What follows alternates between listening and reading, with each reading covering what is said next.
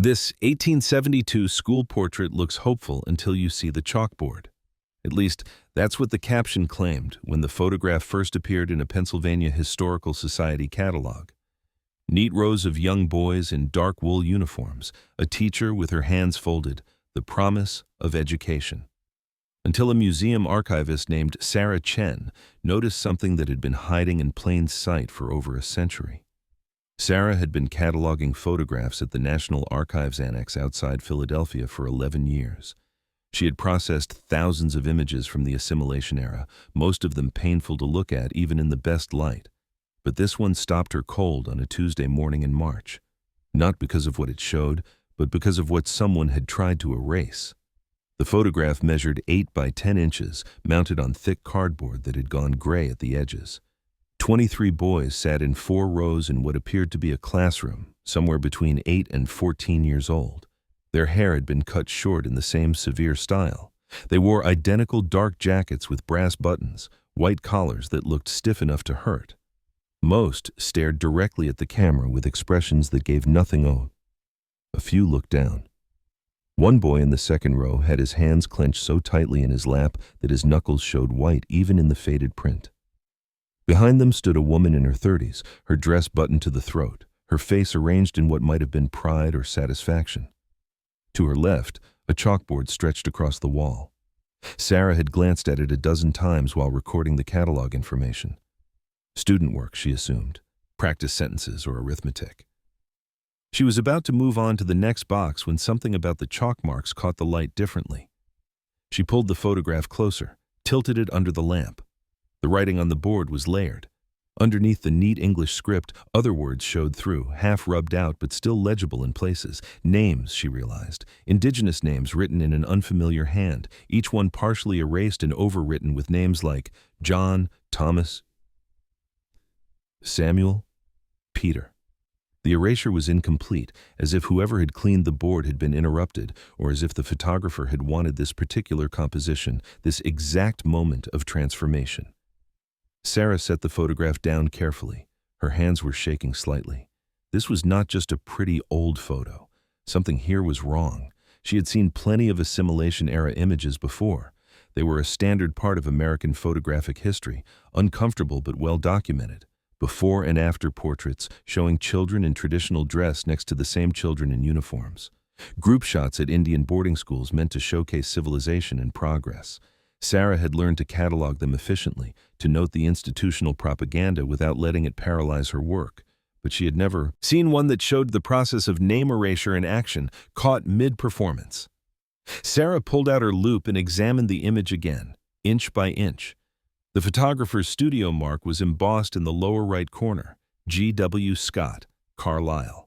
The date 1872 was written in pencil on the cardboard backing, though something about the uniforms and the photograph's chemical signature suggested it might have been taken slightly later.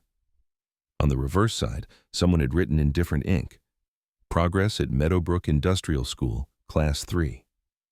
She photographed the image at high resolution, then began searching for Meadowbrook. It took less than an hour to find. The school had opened in 1871, one of the earliest federally funded institutions designed to civilize native children from tribes across Pennsylvania, New York, and Ohio. It had operated for 32 years before consolidating with other programs and shutting down. The building still stood, converted now into a community center. The records had been scattered between 3 different repositories. Sarah had always believed that if you ignored these photographs, if you let them sit in their neat archival boxes with their sanitized captions, you were participating in the same erasure they documented. Someone had stood in that classroom and written those names. Someone had picked up an eraser. Someone had clicked the shutter at exactly that moment. She needed to know why. She started with G.W. Scott. City directories from Carlisle showed him operating a photography studio on High Street from 1869 to 1891. His advertisements promised permanent portraits of the highest quality and specialization in institutional documentation. He had photographed at least 7 different Indian schools in Pennsylvania and Maryland, his work commissioned by the Federal Indian Affairs Office and by private reform societies that funded assimilation programs. Scott's ledgers had survived, donated to the Cumberland County Historical Society. Sarah spent 2 days there, working through his careful records of clients and fees. Meadowbrook Industrial School appeared 14 times between 1872 and 1883. Each entry listed the number of plates, the cost, and the stated purpose. The entry for the photograph Sarah had found read, "Class portrait, demonstration of advancement, 23 subjects, commissioned by Bureau of Indian Affairs for annual report." For annual report. Sarah made a note. These photographs were not simply keepsakes. They were evidence in a bureaucratic argument, proof that federal money was achieving its goal of transforming indigenous children into imitations of white Americans. She reached out to Dr. Margaret Whitehorse, a historian at the University of Pennsylvania who specialized in the boarding school era. They met at a coffee shop near campus. Margaret looked at the photograph for a long time without speaking. "Do you see how they're sitting?" Margaret finally said. She pointed to the rigid postures, the hands pressed flat against thighs or gripped together. "That's not natural. That's trained, probably punished into them. And the erasure on the board, that's the whole philosophy in one image. Replace the name, replace the language, replace everything. They called it education. We call it cultural genocide." Margaret helped Sarah access school enrollment records at the National Archives. Meadowbrook had admitted 412 children during its operating years. The enrollment ledgers listed each child by their indigenous name, their English name, their tribal affiliation, their age, and their date of admission. Sarah cross-referenced the 1872 entries with the photograph. 23 boys enrolled that year matched the age range in the image, all from Lenape and Seneca communities in Pennsylvania and New York. The names on the enrollment ledger were listed twice, first in a column headed Original Name, then in a column headed School Name. Sarah compared them to the chalkboard in the photograph. The handwriting was different, but the names matched. Someone had written Neen Mahome, Tensquatawa, Glickakan, Tamanend. Then those names had been erased and replaced: John Miller, Thomas Freeman, Samuel Carter, Peter Davis. But enrollment records only told half the story. Sarah needed to know what happened to these boys after the photograph was taken. She pulled burial records next. Meadowbrook had maintained a small cemetery on the property, though it had been moved twice and poorly documented. By 1885, the cemetery held 37 graves. By the time the school closed in 1903, that number had grown to 91. The burial records used only English names.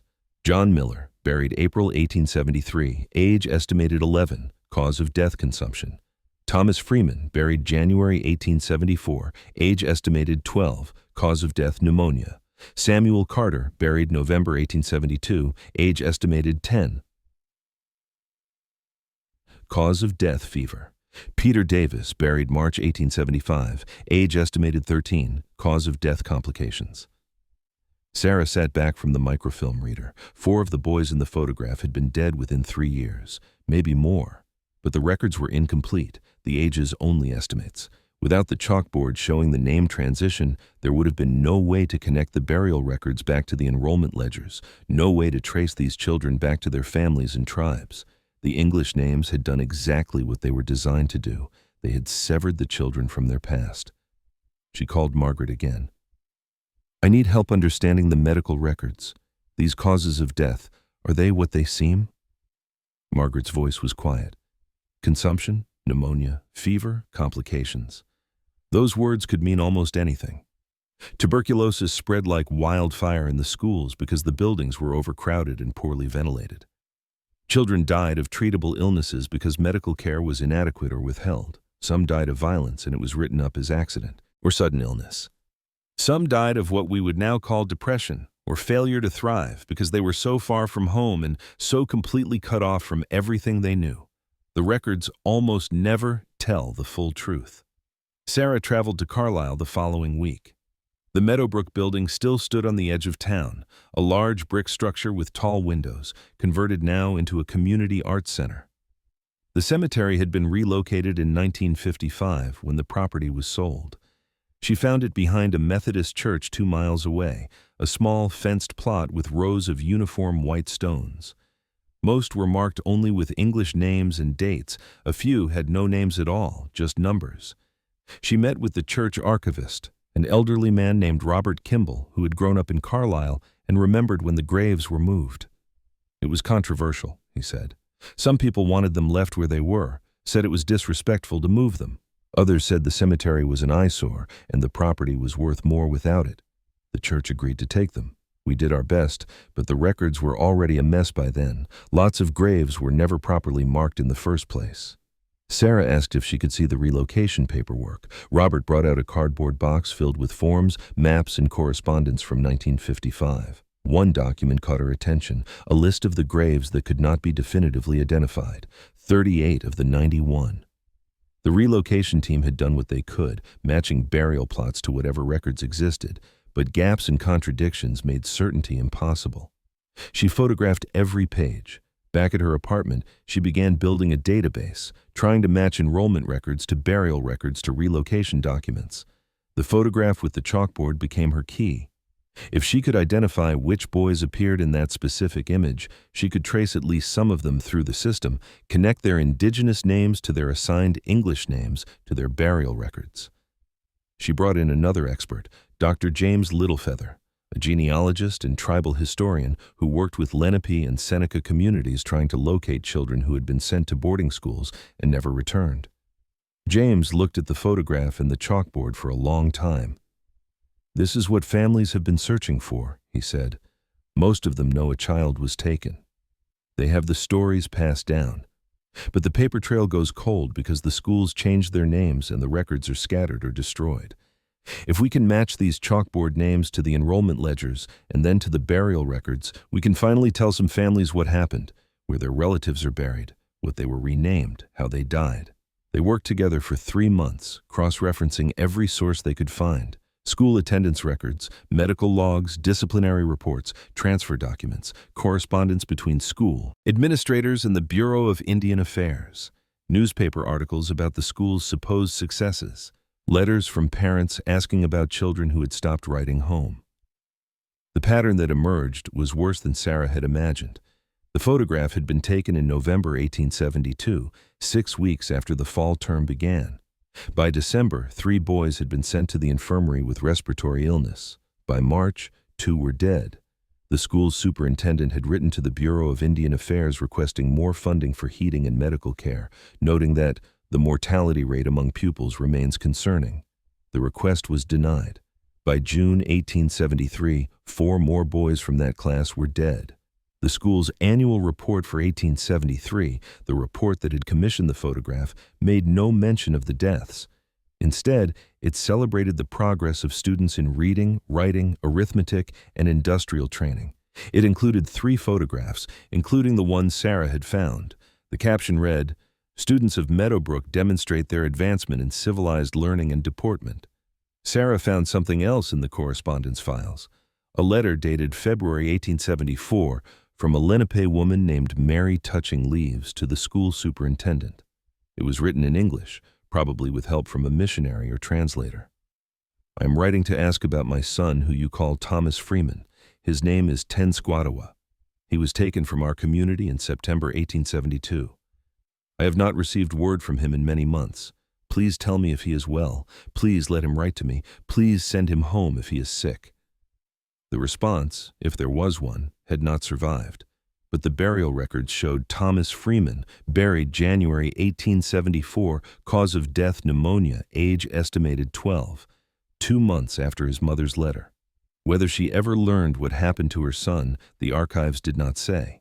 Sarah brought her findings to her supervisor at the National Archives, then to the leadership team. She knew this would be complicated. The photograph was already part of the public catalog. It had been used in exhibitions, published in history books, cited as evidence of assimilation-era education policy. Reinterpreting it meant acknowledging that the institution had participated in misrepresenting its meaning for decades. The meeting happened on a Wednesday morning in a conference room with too much fluorescent light. Sarah presented the photograph on a screen, zoomed in on the chalkboard, walked through her research step by step.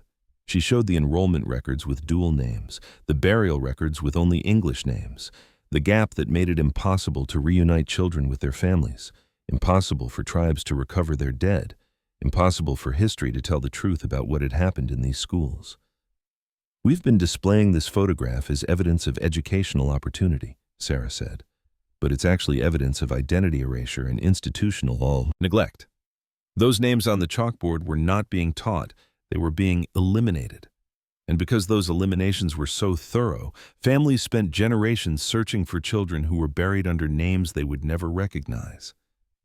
The room was quiet. Then, someone from the Public Affairs Office spoke.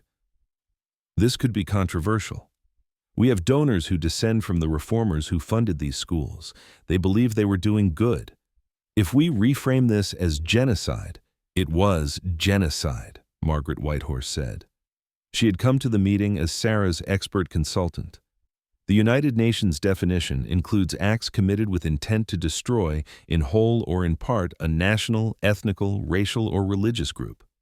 Forcibly transferring children of the group to another group, deliberately inflicting on the group conditions of life calculated to bring about its physical destruction. That's exactly what these schools did. The photograph documents it. Another silence. Then the deputy director spoke. What are you proposing? Sarah had prepared for this. I want to mount an exhibition around this photograph, not as an isolated image, but as part of a larger research project. I want to work with tribal historians to identify as many of the children as possible, to reunite them with their communities, to correct the burial records. I want to make the process of name erasure visible, and I want to involve descendant communities in deciding how their relatives are remembered. That's a significant resource commitment, someone said. It's also our responsibility, Sarah replied. We've held these records for decades. We've presented them in ways that obscured the truth. We have the opportunity now to do better. The meeting ended without a clear decision. Sarah spent the next 2 weeks following up, sending detailed proposals, building support among staff members who understood what was at stake. Finally, the deputy director called her into his office. We're going to approve the project, he said, but I want you to work closely with tribal consultation offices. This is their story to tell, not ours.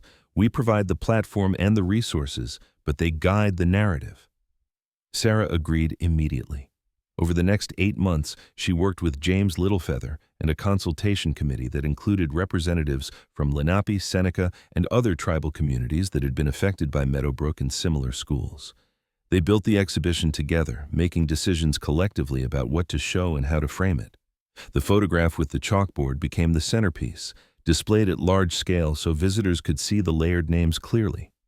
Beside it, touchscreens allowed visitors to explore the enrollment records, the burial records, the correspondence, the newspaper articles.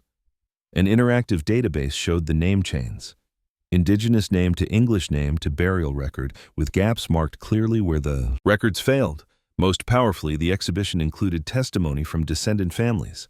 James had located 3 families who were almost certainly related to boys in the photograph, based on the names and enrollment dates. One was a great-great-granddaughter of the boy recorded as Samuel Carter, originally named Glichican. Her name was Rita Whitepine, and she had been searching for information about her ancestor for 12 years. My grandmother told me that her grandfather was taken to a school and never came home, Rita said in the video interview that played in the exhibition space. She said his name was Glichican, which means bringer of peace, but we could never find him in any records. We didn't know he had been renamed. We didn't know where he was buried. Now we know, and we can finally bring him home, in the way that matters. We can speak his real name. The exhibition opened in September, timed to coincide with Native American Heritage Month. The response was immediate and overwhelming. Journalists wrote about it. Researchers requested access to the database. Most importantly, families came. Some traveled hundreds of miles, carrying photographs of their own, stories passed down, fragments of names they had been searching for. Sarah watched as people stood in front of the photograph, reading the chalkboard, tracing the names with their eyes. Some cried, some stood in silence. Some reached out as if to touch the glass that protected the image, trying to make contact across 150 years of erasure and loss. The archives committed to digitizing all boarding school records in their collection and making them freely available online. They hired a full-time specialist to work with tribal historians on identification and repatriation projects. They rewrote the captions for every assimilation-era photograph in the catalog, acknowledging what had been done to the children pictured, naming the system for what it was. The cemetery behind the Methodist Church installed a new memorial, designed by a Lenape artist.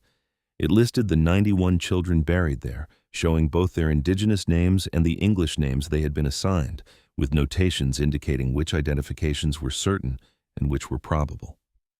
For the 38 children whose identities remained unknown, the memorial included a Lenape phrase that Rita Whitepine had suggested, Katala Maluanai, we remember you. Sarah continued her research after the exhibition closed. She found similar photographs in other archives, other schools, other systems of documentation and erasure. In a Minnesota archive, a photograph showing tally marks on a wall behind girls in uniform, counting days since they had spoken their language. In an Oklahoma collection, a photograph where a mirror in the background revealed a dormitory full of empty beds, more than the number of children in the portrait. In a Montana museum, a photograph where the teacher's desk drawer was slightly open, showing a bundle of confiscated medicine bags and ceremonial items. Each photograph had been cataloged as simple documentation, progress reports, evidence of successful assimilation, proof of civilization taking hold. But once you learned to look differently, once you understood what the system was designed to hide, the violence became impossible to miss. The photograph from Meadowbrook traveled to other institutions, part of a touring exhibition about boarding schools and cultural genocide. At each stop, tribal historians and descendant families added new information. More children were identified. More families learned what had happened to relatives who had vanished into the system. More burial records were corrected, more names restored. Sarah presented her research at academic conferences, wrote articles for historical journals, trained other archivists in how to read these images against their intended meaning. She emphasized again and again that the photographs were not neutral. They were tools of propaganda, designed to make cultural destruction look like benevolent education. But they also preserved evidence that their creators had not intended to preserve. Details that revealed the reality beneath the performance. 3 years after she first noticed the chalkboard, Sarah received an email from a woman named Catherine Logan. Catherine's family had papers from her great-great-grandfather, who had been the superintendent of Meadowbrook from 1870 to 1879. She had found the papers while cleaning out her mother's house after her death. Among them were several documents that she thought Sarah might want to see. Sarah traveled to Catherine's home in Maryland. The documents included correspondence, budget reports, and a personal journal. In the journal, the superintendent had written about the photograph. Arranged the classroom for Scott's camera today, wrote the students' previous names on the board to demonstrate the transformation we have achieved. Several of the boys were reluctant to pose, had to enforce discipline, reminded them this is for their benefit, to show the Bureau we are succeeding in our mission. They must learn that their old ways lead nowhere. Only civilization offers a future. Sarah read the passage 3 times. The superintendent had staged it deliberately. The half-erased names were not an accident or an interruption. They were meant to be visible, proof of before and after, proof that the old identities were being eliminated and new ones written in their place. The photograph was supposed to celebrate that elimination. But time had changed what the photograph meant. What was supposed to be evidence of successful erasure had become evidence of the erasure itself, proof of exactly what had been done and to whom. The names that were supposed to disappear had become the key to restoration.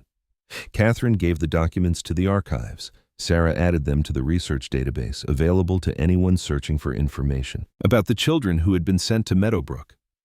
The journal entry became part of the exhibition, a reminder that the people who ran these systems knew exactly what they were doing. They were not naive or misguided. They were deliberate. Sarah thinks about that photograph often now. About G.W. Scott arranging his camera, waiting for the light. About the superintendent positioning the boys in rows, writing their names on the board, then picking up the eraser. About the boys sitting rigid in their uniforms, their faces revealing nothing, their bodies holding everything. About the shutter clicking, freezing that moment forever. About how many other photographs exist in archives and albums and attics, showing children whose names were taken, whose languages were forbidden, whose families never learned what became of them. How many images were created to document progress in civilization and successful transformation? How many still carry their captions unchanged, their violence unacknowledged? Old photographs are not neutral, they are evidence. They are propaganda. They are monuments to the people who commissioned them and the systems they were designed to defend. But they are also, sometimes accidentally, records of what those systems tried to hide. A name written then erased but not quite erased enough.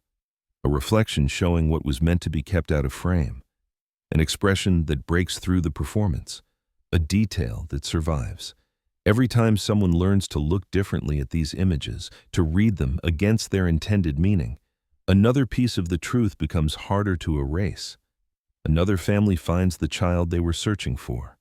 Another name is restored. The work is slow and painful and necessary, because the children in these photographs were not abstract symbols of policy. They were specific people with specific names, taken from specific families, buried in specific graves, and they deserve to be remembered as who they were, not who they were forced to become. The photograph still hangs in the archives, behind its protective glass. But the caption has changed. It no longer celebrates progress or advancement. Instead, it tells the truth. 23 boys stolen from their families, stripped of their names, photographed as proof of their transformation. 4 dead within 3 years, others following. Their identities erased so thoroughly that it took 150 years to bring them home. And on the chalkboard behind them, in half-erased chalk, the names their mothers gave them, waiting all this time to be read again.